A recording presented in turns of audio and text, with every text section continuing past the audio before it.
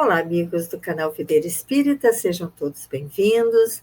Meu nome é Thelma Erieta e nós estamos aqui hoje para mais um estudo do livro Paulo e Estevão, trazido a nós pelo Espírito Emmanuel através da mediunidade, da psicografia de Francisco Cândido Xavier.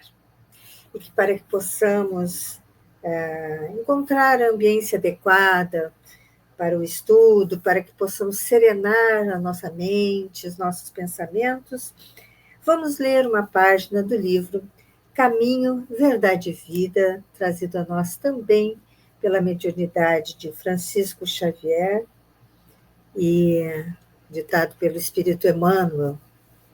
A mensagem que leremos hoje será a mensagem de número 2, intitulada Segue-me tu.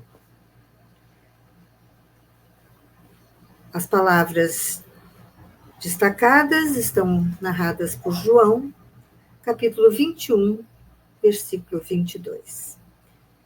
Disse-lhes Jesus: se eu quero que ele fique até que eu venha, que te importa a ti? Segue-me tu. Vamos ver as reflexões trazidas por Emmanuel sobre o capítulo 21, versículo 22 de João.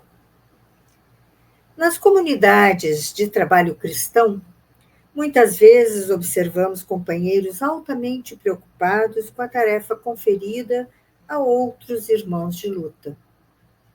É justo examinar, entretanto, como se levaria o mundo se cada homem cuidasse de sua parte, nos deveres comuns, com perfeição e sinceridade.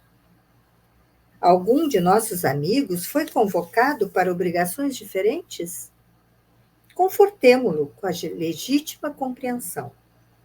Às vezes, surge um deles modificado ao nosso olhar. Há cooperadores que o acusam.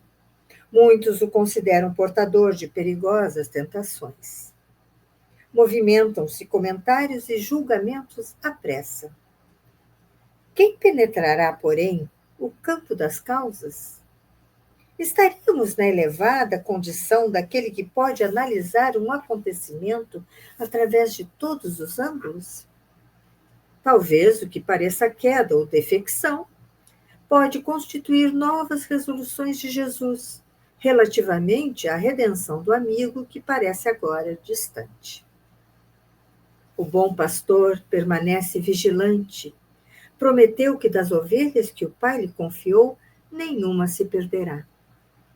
Convém, desse modo, atendermos com perfeição aos deveres que nos foram deferidos. Cada qual necessita conhecer as obrigações que lhe são próprias. Nesse padrão de conhecimento e atitude, há sempre muito trabalho nobre a realizar.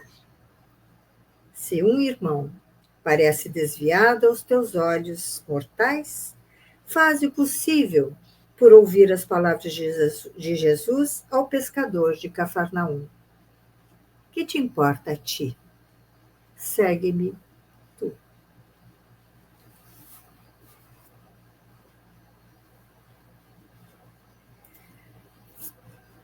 Vamos orar?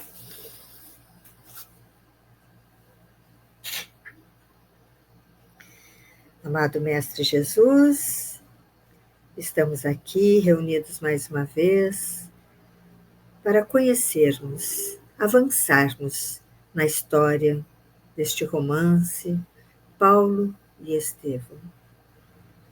Que possamos aproveitar todos os ensinamentos que receberemos hoje, através da narrativa de Emmanuel. Que possamos compreender as mensagens, possamos absorver os exemplos e trazermos para a nossa vida diária. Sê conosco, Senhor, hoje, durante o nosso estudo, e que a presença também de nosso anjo guardião possa ser sentida para que possamos ampliar a nossa compreensão, possamos aproveitar plenamente a oportunidade de aprendizado. Sê conosco, então, assim te pedimos, que assim possa ser, graças a Deus. Amigos queridos, então vamos dar continuidade, né, ao nosso estudo, fazendo aquele breve retrocesso no estudo do encontro anterior, que foi o nosso primeiro, né, encontro, e que nós demos início, então, ao primeiro capítulo da primeira parte, intitulado Corações Flagelados, e ali nós vimos a descrição da cidade de Corinto, né, capital da Acaia, na época província romana, né, na Grécia, né, província do Império Romano na Grécia. O ano, 34 a.C., então, desculpem, 34 depois de Cristo, temos aí, então, um ano, ou talvez aproximadamente um ano, né, da crucificação de Jesus. Corinto é descrita, então, como uma cidade suntuosa, mas com tradições de libertinagem, né, de muita promiscuidade. Na época em que começa a história, estava havendo uma revolta dos escravos, e o procônsul solicitou, então, solicitou de Roma recursos para procurar, para tentar resolver a questão, resolver o problema. E por causa desses acontecimentos, então eram raras as pessoas nas ruas, né? As ruas estavam mais, os habitantes estavam evitando mais andar pelas ruas, à exceção dos soldados romanos, que estavam em grande quantidade espalhados por toda a Corinto. Vimos ali, então, o personagem Licínio Minúcio, general que havia estado em Corinto, onde sem ter a autoridade de agora, né, de então, ele é descrito com as palavras intriga, anotei aqui, intriga, calúnia, avareza insaciável e sem escrúpulos.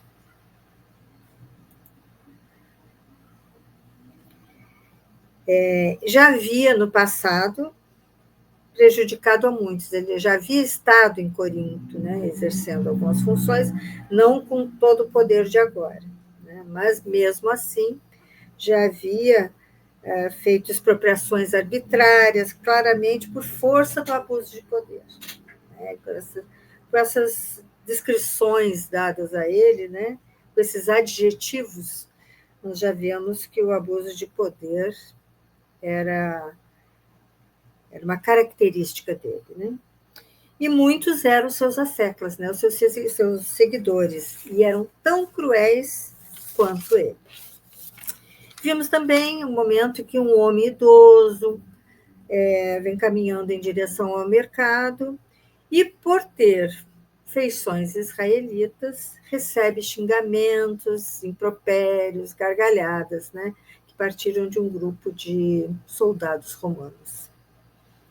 Quando um desses tribunos o chama de judeu desprezível, que era uma expressão para mostrar todo o preconceito, né, que os romanos tinham em relação aos israelitas, esse nome, o nome deste ancião era Yoredep. E por não ter saudado os tribunos enquanto passava por eles, foi motivo de receber, né, bofetões, né? Ele foi esbofeteado sucessivamente, apesar de ser idoso, né? Um homem que fez isso, usou de muita crueldade, de muita covardia. E o idoso, então, não reagiu e seguiu para o mercado, levando consigo muita angústia, muita tristeza, muita até revolta, né?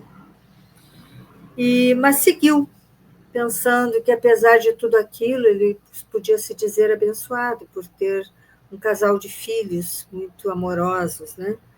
Os filhos eram Gesiel e Abigail.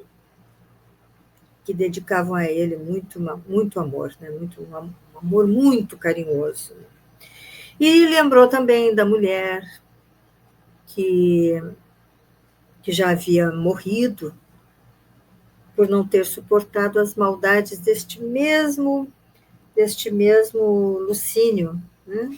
Temos aqui o nome, Licínio, não Lucínio, desculpe, Licínio Minúcio, que havia, que havia levado, né, sua grande fortuna pessoal e que culminou com sua injusta prisão. E quando saía do mercado, após as compras, Yoredeb e outras pessoas se depararam com um oficial abrindo um pergaminho, né, para fazer uma leitura de um edital de Licínio Minúcio, em que informava que haveria uma sindicância para restabelecer a ordem em toda a Acaia. E orientava aos que se sentissem prejudicados em seus interesses pessoais ou que necessitassem de amparo legal, a comparecer no dia seguinte, ao meio-dia, no Palácio Provincial, né, para exporem as suas questões. E as opiniões, naquele momento, ali se dividiram entre aqueles que acreditaram, né, nessa possibilidade e outros que já ficaram desconfiados. Mas muitos ficaram com esperanças de reaver seus bens injustamente tomados no passado. Né? Quando Yoredeb estava indo embora, né, já cheio de esperança em relação a esse edital, ele viu um grupo, né, um outro grupo de soldados romanos, né? E ele então se questionou que atitude tomar. Antes ele passou quieto e foi repreendido porque não tinha saudado os patrícios. Agora, na dúvida, então, resolveu saudar, né, para que não acontecesse. Ele, inclusive, havia mudado o caminho, né, para não voltar a passar por aqueles que o haviam agredido, mas encontrou um outro grupo e resolveu, então, saudá-los. E, ao saudá-los, né, foi chamado de insolente, como que ele se dignava a se dirigir a eles. Né? E não demorou para novamente ser agredido, levar bofetadas e ouvir ofensas. E neste momento, então, ele sai sangue das narinas dele, suja toda aquela barba branca dele, né? E ele se afastou cambaleante. E nós paramos o estudo neste ponto da história, né? Então, no penúltimo parágrafo da página 19, para quem tem esta edição do romance Paulo e Estevão. Então, vamos lá, página 19, penúltimo parágrafo. Sustentando a custo o cesto que lhe pendia dos braços trêmulos, Yoredeb avançou cambaleante, sufocando a explosão do seu extremo desespero. Ah, ser velho, pensava. Simultaneamente, os símbolos da fé modificavam-lhe as disposições espirituais e sentia no íntimo a palavra antiga da lei: não matarás. No entanto, os ensinamentos divinos, ao seu ver, na voz dos profetas, aconselhavam o revide, olho por olho, dente por dente. Seu espírito guardava intenção de represália como remédio às reparações a que se julgava com direito, mas as forças físicas já não eram compatíveis com os requisitos da reação. Profundamente humilhado e presa de angustiosos pensamentos, buscou recolher-se ao lar, onde se aconselharia com os filhos muito amados, em cujo afeto encontraria, de certo, a necessária inspiração.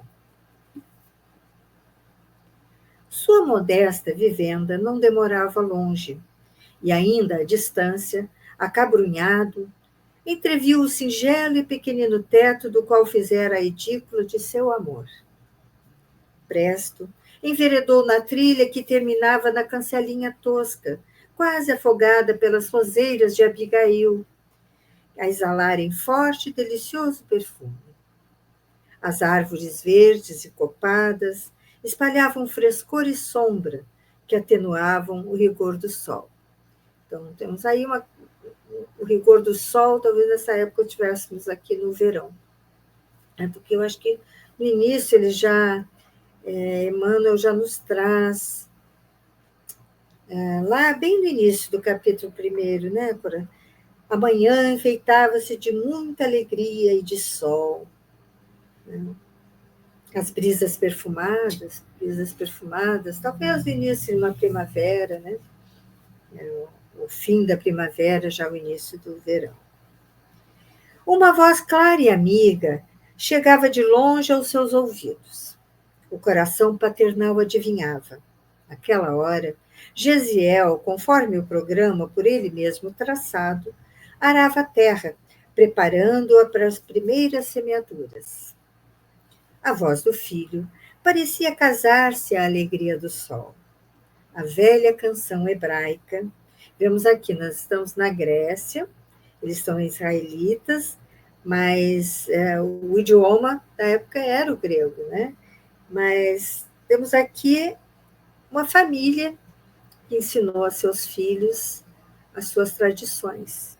Né? Então, eles aqui cantavam em hebraico. A voz do filho parecia casar-se à alegria do sol. A velha canção hebraica, que lhe saía dos lábios quentes de mocidade, era um hino de exaltação ao trabalho e à natureza. Os versos harmoniosos falavam do amor à terra e da proteção constante de Deus. O generoso pai afogava a custo as lágrimas do coração. A melodia popular sugeria-lhe um mundo de reflexões.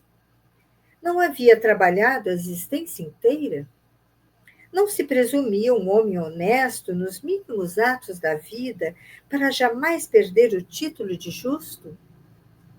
Entretanto, o sangue da perseguição cruel ali estava a pingar-lhe da barba, veneranda, sobre a túnica branca e indene de qualquer mácula que lhe pudesse atormentar a consciência.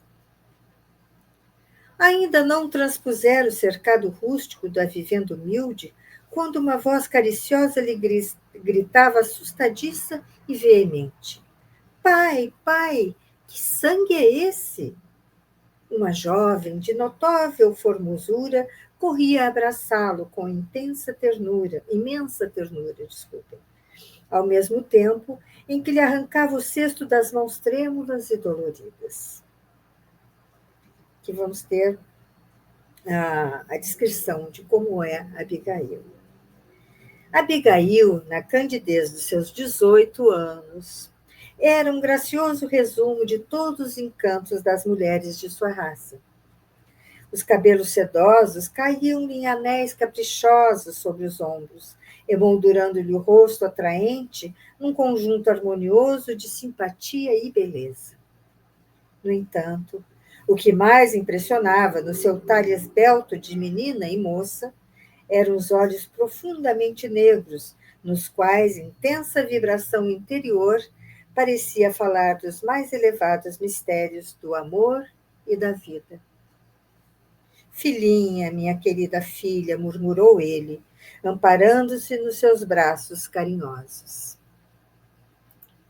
Em breve, dava conta de todas as ocorrências, e enquanto o velho genitor banhava o rosto contundido na infusão balsâmica que a filha preparara cuidadosamente, Gesiel era chamado a inteirar-se do acontecido.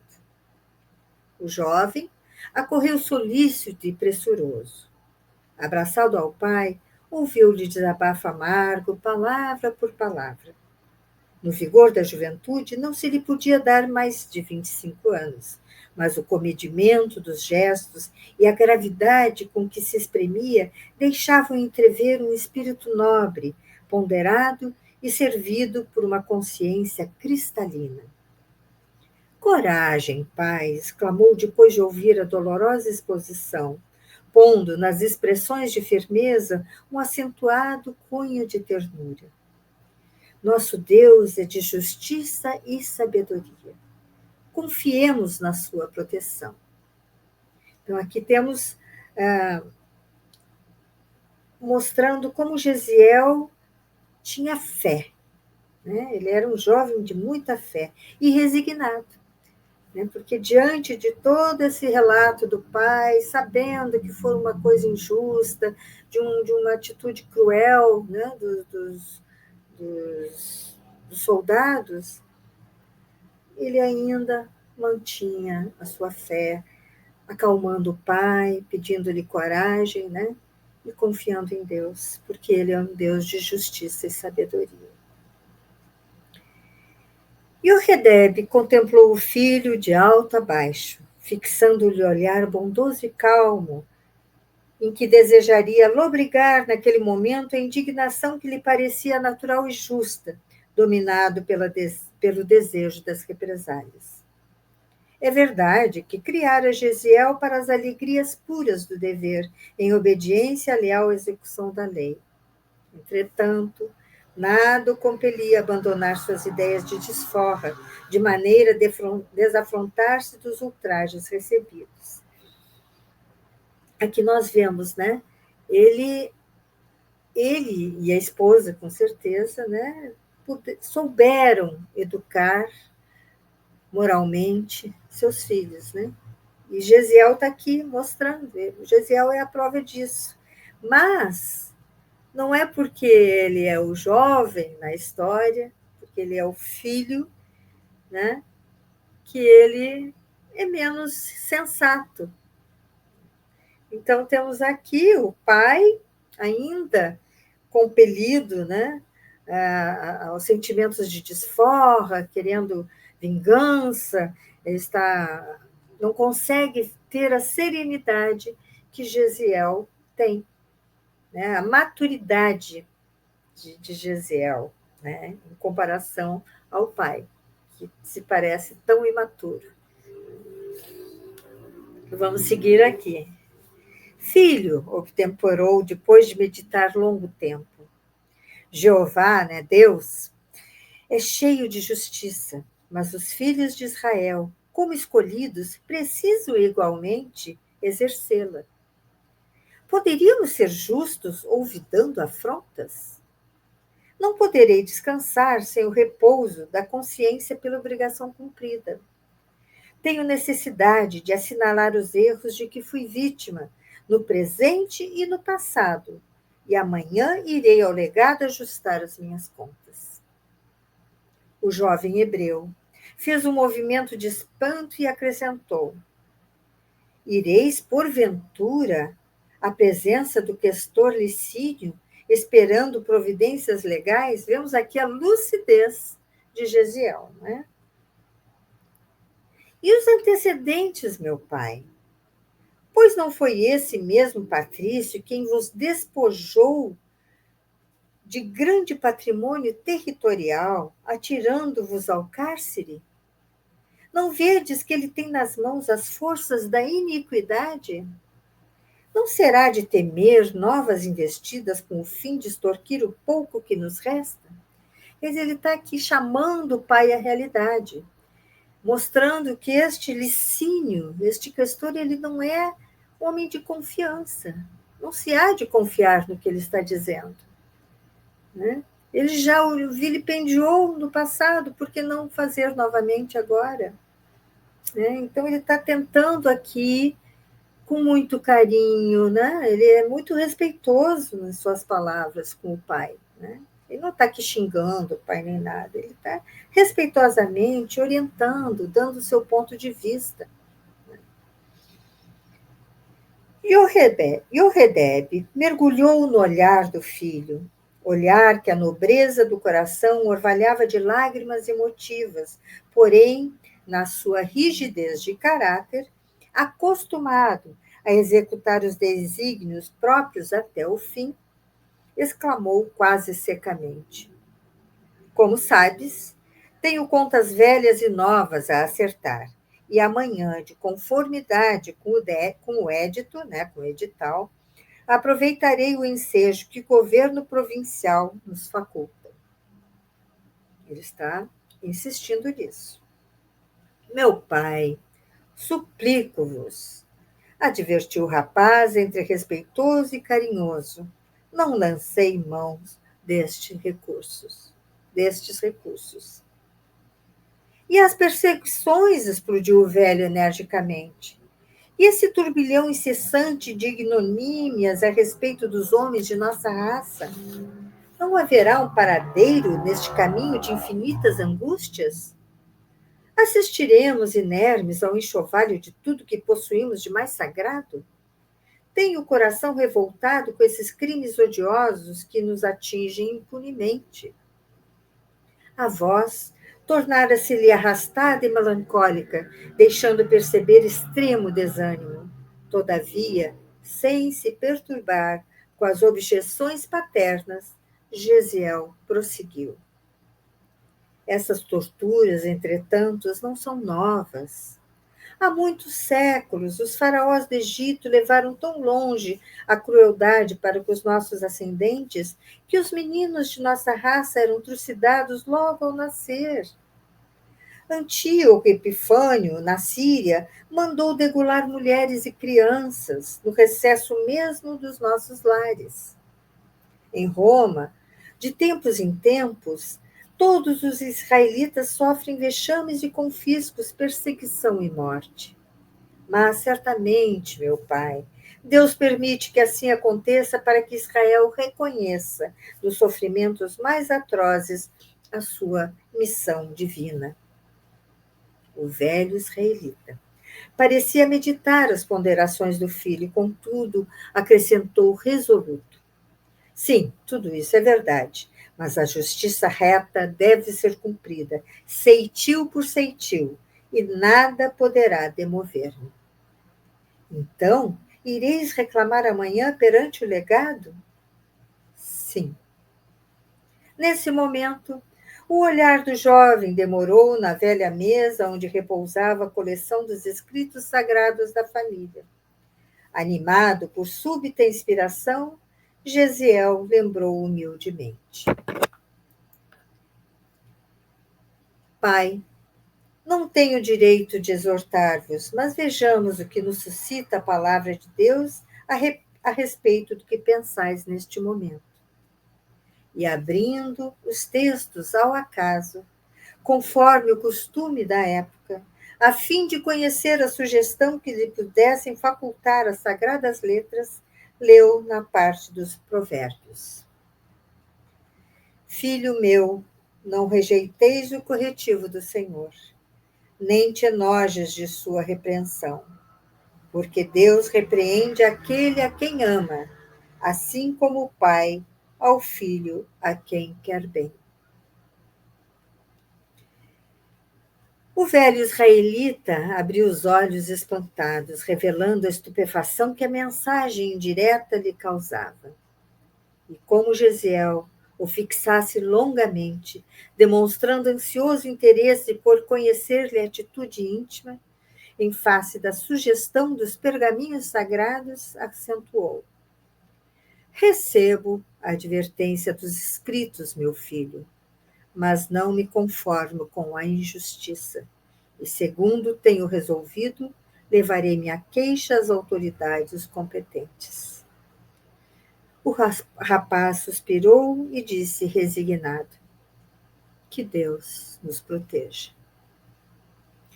Então, nós vemos aqui que ele insiste, Yoredeb insiste, em buscar a reparação das injustiças sofridas no passado. E o filho, Gesiel, trazendo as suas ponderações, mostrando a ele que precisavam confiar em Deus, na justiça e na sabedoria de Deus. Ainda trouxe, abriu ao acaso as escrituras, né? E aberto em Provérbios, e mesmo com a mensagem claríssima, vinda do alto, não é? Pois que nós sabemos, nós temos aqui, né, também o hábito de abrir os livros de Emmanuel ou outros livros, o Evangelho segundo o Espiritismo, é um acaso que sempre, sempre cai a nós aquela mensagem direta, né, que nos toca, que nos responde, que nos traz paz ao espírito num momento de angústia. É sempre tão certeiro, não é? Porque nós abrimos pedindo, levando o nosso pensamento, né? E abrindo esse canal de comunicação. E as coisas acontecem assim. Então veio para Yoredeb e Gesiel a mensagem para que ele se tranquilizasse, que não rejeitasse o corretivo do Senhor.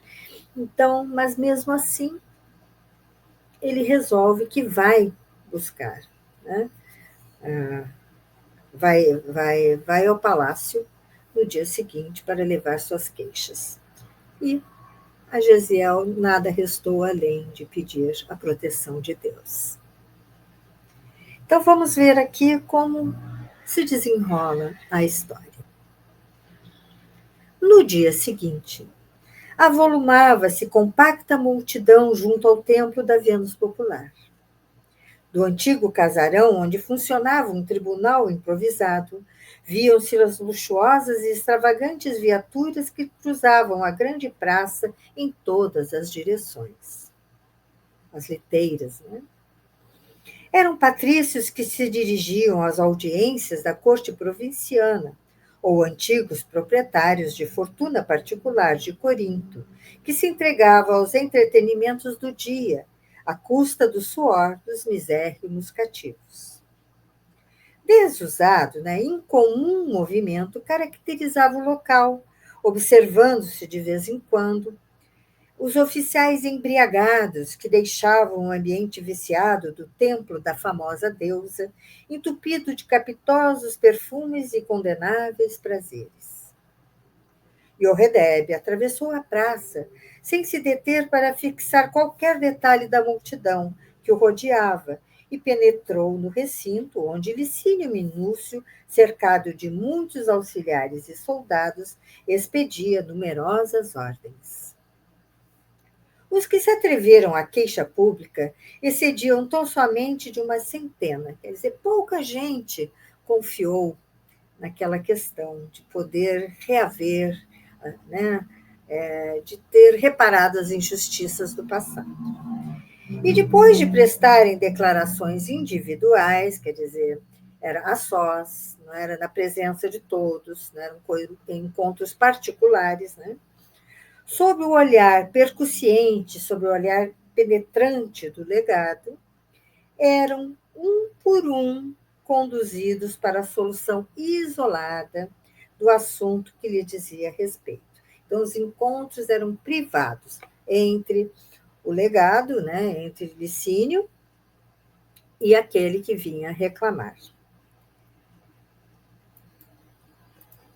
Chegada a sua vez, o velho israelita expôs suas reclamações particulares, atinentes às indébitas expropriações do passado e aos insultos de que fora vítima na véspera, enquanto o orgulhoso patrício lhe anotara as menores palavras e atitudes do alto de sua cátedra, como quem já conhecia de longo tempo a personagem em causa. Quer dizer, além dele pedir a reparação dos bens que lhe foram tomados no passado, ele ainda contou das bofetadas que levou dos dois grupos de soldados na véspera.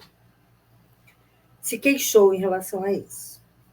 Conduzido novamente ao interior, Yoredeb esperou, como os demais, a solução dos seus pedidos de reparação à justiça, mas aos poucos, quando outros eram convocados, nominalmente ao acerto das contas com o governo providencial, reparava que o antigo casarão se envolvia em grande silêncio, percebendo que sua vez possivelmente fora adiada por circunstâncias que não podia presumir. Instado, chamado nominalmente a dirigir-se ao juiz, ouviu grandemente surpreendido a sentença negativa, lida por um oficial que desempenhava as atribuições daquela alçada. O legado imperial, em nome de César, resolve ordenar o confisco da suposta propriedade de Yoredeb ben Jared, concedendo-lhe 3 dias para desocupar as terras que ocupa indebitamente, visto pertencerem com fundamento legal ao questor Licínio Minúcio, habilitado a provar a qualquer tempo seus direitos de propriedade. Então, aqui, ele perdeu a casa. Né? A decisão inesperada causou intensa comoção ao velho israelita, a cuja sensibilidade aquelas palavras levaram um efeito de morte. Nem saberia definir a angustiosa surpresa. Não confiara na justiça e não estava à procura de sua ação reparadora? Queria gritar o seu ódio, manifestar suas pungentes desilusões, mas a língua estava como que petrificada na boca, retraída e trêmula. Após um minuto de profunda ansiedade, fixou no alto a figura detestada do antigo patrício, que lhe causava agora a derradeira ruína, envolvendo-o na vibração colérica da alma revoltada e sofredora, encontrou energias para dizer: ó ilustríssimo questor, onde está a equidade, né? Onde está o julgamento justo das vossas sentenças? Venho até aqui implorando a intervenção da justiça e me retribuís a confiança com mais uma extorsão que me aniquilará a existência? No passado, sofri a desapropriação descabida de todos os meus bens territoriais, conservando com enormes sacrifícios a chácara humilde, onde pretendo esperar a morte. Será crível que vós, dono de opulentos latifúndios, não sintais remorso em se subtrair ao mísero velho a derradeira côdea de pão, né, a casca do pão? O orgulhoso romano, sem um gesto que denotasse a mais leve emoção, retrucou secamente: ponha-se na rua e que ninguém discuta as decisões imperiais. Não discutir? Clamou Yoredeb, já desvairado. Não poderei alterar a voz, amaldiçoando a memória dos criminosos romanos que me espoliaram? Onde colocareis vossas mãos envenenadas com o sangue das vítimas e as lágrimas das viúvas e dos órfãos esbulhados quando soar a hora do julgamento no tribunal de Deus? Mas recordando subitamente o lar povoado pela ternura dos filhos amorosos, modificou a atitude mental, sensibilizado nas fibras recônditas do ser. Ele, por um momento, veio a lucidez. Até porque ele fala de um Deus que esse patrício não crê. Não é? Ele crê em vários deuses. Ele não crê nesse Deus de Yoredeb. Prostrando-se de joelhos, em convulsivo pranto, exclamou comovedoramente: tende piedade de mim, ilustríssimo. Poupai-me a vivenda modesta, onde, acima de tudo, sou pai. Meus filhos esperam-me com o beijo da sua afeição sincera e desvelada. E acrescentava, afogado em lágrimas: tenho 2 filhos que são 2 esperanças do coração. Poupai-me, por Deus. Prometo conformar-me com esse pouco. Nunca mais reclamarei. Entretanto, o legado impassível respondeu com frieza, dirigindo-se a um soldado: Espartaco, para que esse judeu impertinente se afaste do recinto com as suas lamentações, 10 bastonadas. O preposto formalizou-se para cumprir imediatamente a ordem, mas o juiz implacável acrescentou: tenha cuidado em não lhe cortar o rosto, para que o sangue não escandalize os transeuntes. Quer dizer, para que na rua as pessoas não vissem que ele estava ferido.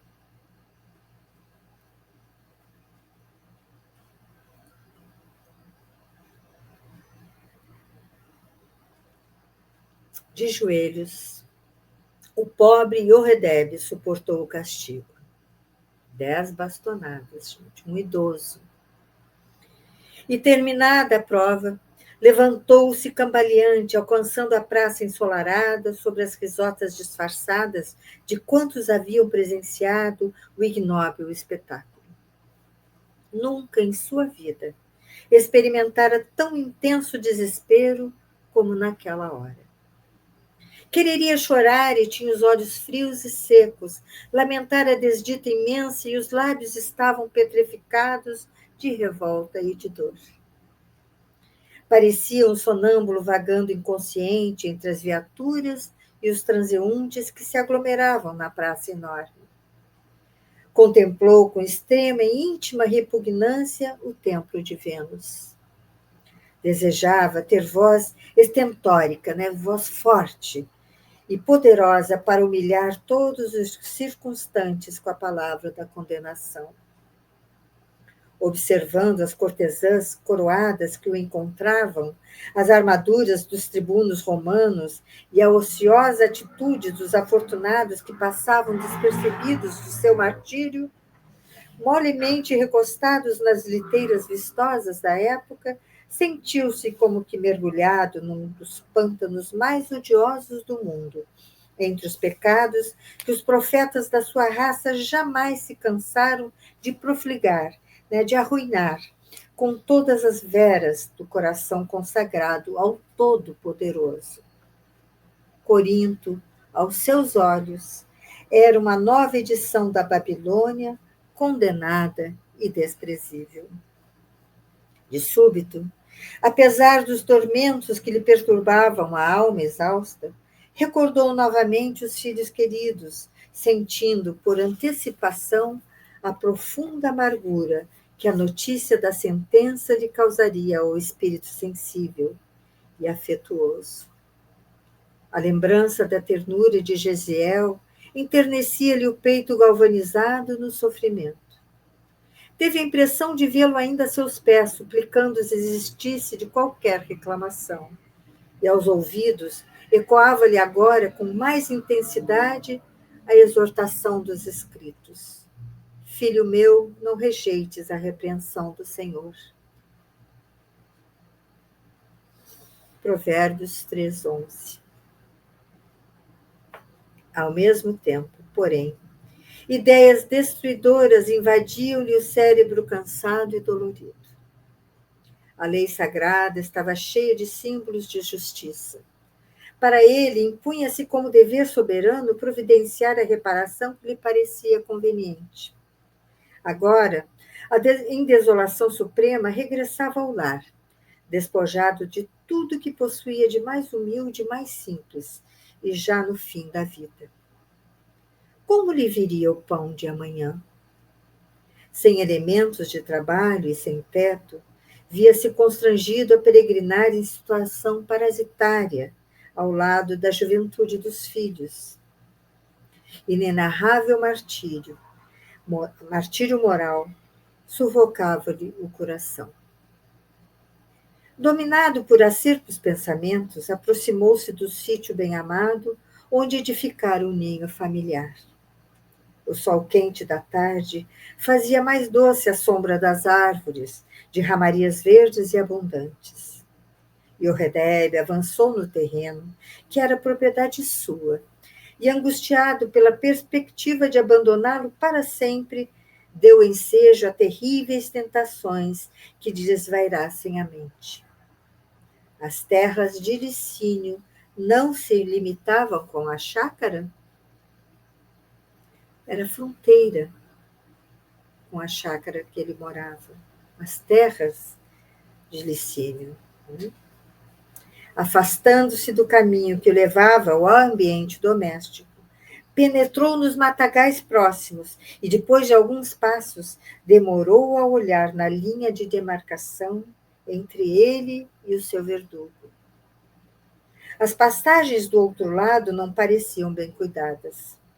A falta de melhor distribuição da água comum, certa secura geral, fazia-se sentir asperamente.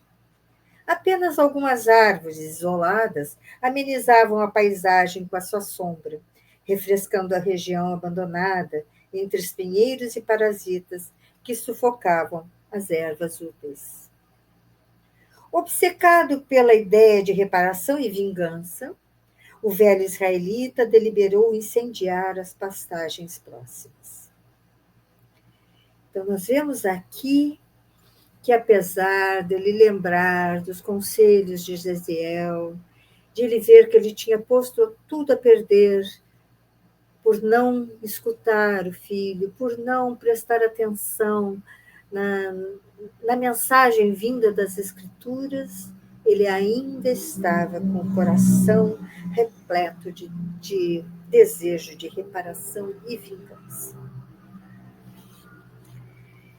E colocando já em mente esse plano de incendiar as pastagens de Licínio, seu vizinho, não consultaria os filhos, que possivelmente dobrariam o seu espírito. Então, ele sabia que ele não podia falar nem para Abigail, nem para Jeziel, que ele tinha intenção de fazer o que ia fazer, porque sabia que eles dois iriam demovê-lo da ideia, ou pelo menos tentar. Não consultaria os filhos, que possivelmente dobrariam o seu espírito, inclinados à tolerância e à benignidade. Yoredeb recuou alguns passos e, recorrendo ao material de serviço ali guardado nas proximidades, fez o fogo com que acendeu um feixe de ervas ressequidas. O rastilho comunicou-se célere, rapidamente, né? Em rápidos minutos, o incêndio das pastagens propagava-se com a velocidade do relâmpago. Terminada a tarefa, sob a penosa impressão dos ossos doloridos, regressou cambaleante ao lar, onde Abigail o inquiriu inutilmente dos motivos de tão profundo abatimento. Yoredeb deitou-se à espera do filho, mas dentro em pouco um ruído ensurdecedor ecoava-lhe aos ouvidos. Não longe da chácara, o fogo destruía árvores amigas e frondes robustas, reduzindo pastos verdes a punhados de cinzas. Grande área ardia irremediavelmente, escutando-se os gritos lamentosos das aves que fugiam espavoridas. Pequenas benfeitorias do questor, inclusive algumas termas pitorescas de sua predileção, construídas entre as árvores, ardiam igualmente, convertendo-se em negros escombros. Aqui e acolá, o alarido dos trabalhadores do campo em espantosa correria por salvar da destruição a residência campestre do poderoso patrício, ou procurando insular, ilhar a serpente de fogo que lambia a terra em todas as direções, aproximando-se dos pomares vizinhos. Algumas horas de ansiedade espalharam as mais angustiosas expectativas, mas ao fim da tarde o incêndio fora dominado depois de ingentes esforços, depois de enormes esforços. Debalde, em vão, o velho judeu enviara mensagens à procura do filho, dentro dos círculos de serviço de sua pequena herdade. Desejava falar a Jeziel das suas necessidades e da situação tormentosa em que se encontravam novamente, ansioso por descansar a mente atormentada nas palavras dulcificantes da sua ternura filial. Entretanto, somente à noite, com as vestes chamuscadas e as mãos ligeiramente feridas, o jovem entrou em casa, deixando entrever no cansaço da fisionomia e laboriosa tarefa que se impusera. Abigail não se surpreendeu com seu aspecto, entendendo que o irmão não deixara de auxiliar os companheiros de trabalho da vizinhança nas ocorrências da tarde, preparando-lhe aos pés cansados e às mãos doloridas o banho de água aromatizada. Mas tão logo viu e notou as mãos feridas, foi com espanto que Horredeb exclamou: Onde estivestes, filho meu? Gesiel falou da cooperação espontânea no salvamento da propriedade vizinha.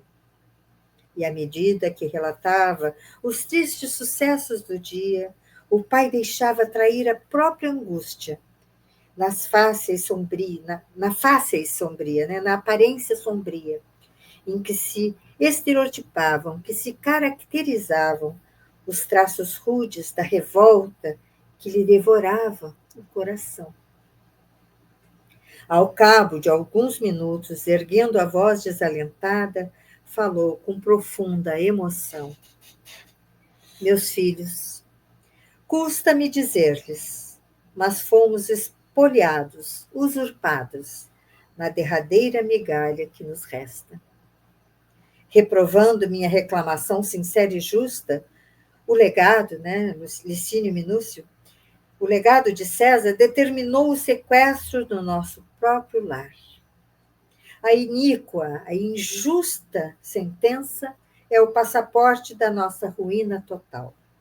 Pelas suas disposições, somos obrigados a abandonar a chácara em 3 dias. Elevando os olhos para o alto, como a insistir junto à divina misericórdia, exclamava com um olhar embaciado de lágrimas: Tudo perdido. Por que fui assim desamparado, meu Deus? Onde a liberdade do vosso povo fiel, se em toda parte nos exterminam e perseguem sem piedade? Então é que ele está sendo desamparado por Deus, ele está se sentindo desamparado por Deus, mas não foi. Ele não está enxergando. Deus o amparou através dos conselhos que seu filho deu. Deus o amparou através da página aberta ao acaso nas Escrituras. Deus estava ali, presente, nos conselhos que seu filho tanto lhe deu. Não é? E agora ele está aqui culpando Deus pelos acontecimentos. Grossas lágrimas escorriam pelas faces, enquanto, com a voz trêmula, narrava aos filhos os pesados tormentos de que fora vítima. Ainda teve as bastonadas, não é? Abigail osculava-lhe as mãos enternecidamente, beijava-lhe as mãos enternecidamente. E Gesiel, sem qualquer alusão à rebeldia paterna, abraçava-o depois de sua dolorosa exposição, consolando-o com amor. Meu pai, por que vos atemorizardes? Deus nunca é avaro de misericórdia.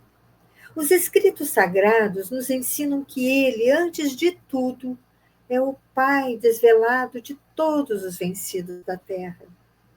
Essas derrotas chegam e passam. Tendes os meus braços e o cuidado afetuoso de Abigail. Por que lastimar se amanhã mesmo, com o socorro divino, poderemos sair desta casa para buscar outra em qualquer parte, a fim de nos consagrarmos ao trabalho honesto? Por que negaria então seu apoio a nós que tanto o amamos neste mundo? Ele é a nossa bússola e a nossa casa. Que palavras, que testemunho de fé que Gesiel está dando ao pai aqui, sem apontar o dedo, simplesmente com as palavras carinhosas, né? Trazendo aqui a confiança que ele tem no amanhã pois que Deus o sustenta. Então, aqui, lembrando, né, os israelitas eles foram escravizados por 400 anos no Egito. E durante 40 anos percorreram o deserto de Sinai. E Deus sempre os acompanhando, sempre os amparando, né? Como ele diz aqui, através do oceano e através do deserto. Nunca os abandonou. Os olhos de Gesiel fixavam o velho genitor em uma atitude de súplica profundamente cariciosa. Suas palavras revelavam o mais doce enternecimento no coração. Yoredeb não era insensível àquelas formosas manifestações de carinho, mas ante a revelação de tanta confiança no poder divino, sentia-se envergonhado, depois do ato extremo que praticara. Descansando na ternura que a presença dos filhos lhe oferecia ao espírito desolado, dava curso às lágrimas dolorosas que lhe fluíam da alma pungida por acerbas desilusões. Entretanto, Gesiel continuava: Não choreis, meu pai, contai conosco. Amanhã eu próprio providenciarei a nossa retirada, como se faz preciso. Foi nesse instante que a voz paternal se ergueu soturna e acentuou: Mas não é tudo, meu filho. E nós vamos, então, fazer a nossa pausa aqui, deixando para o nosso próximo estudo, para o nosso próximo encontro, a notícia que Yoredeb irá dar a Abigail e Gesiel. Vamos, então, elevar o nosso pensamento ao alto para encerrar o estudo de hoje.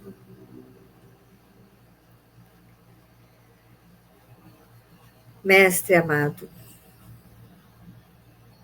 quantas lições!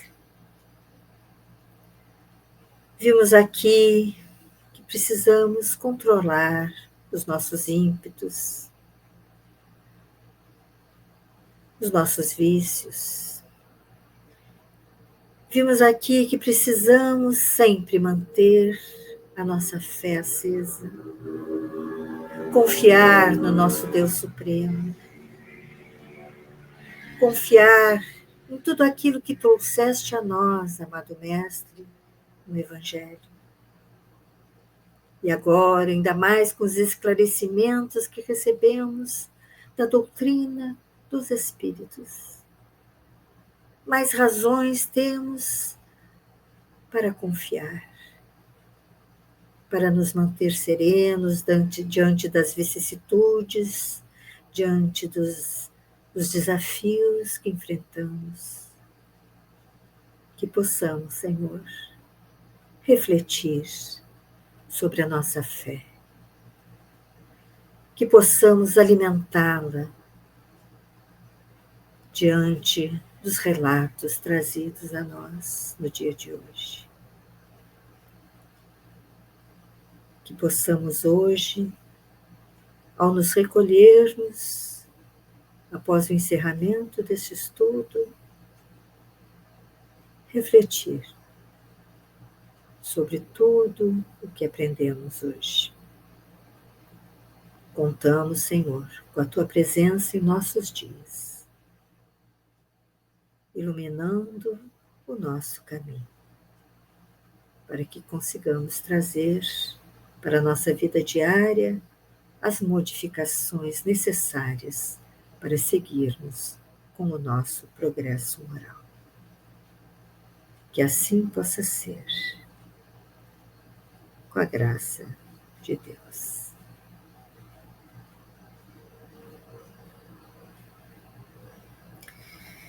Então, amigos queridos, nós nos veremos novamente no canal Videira Espírita, na próxima semana, para darmos continuidade ao estudo da obra Paulo e Estevão. Até lá, muita paz.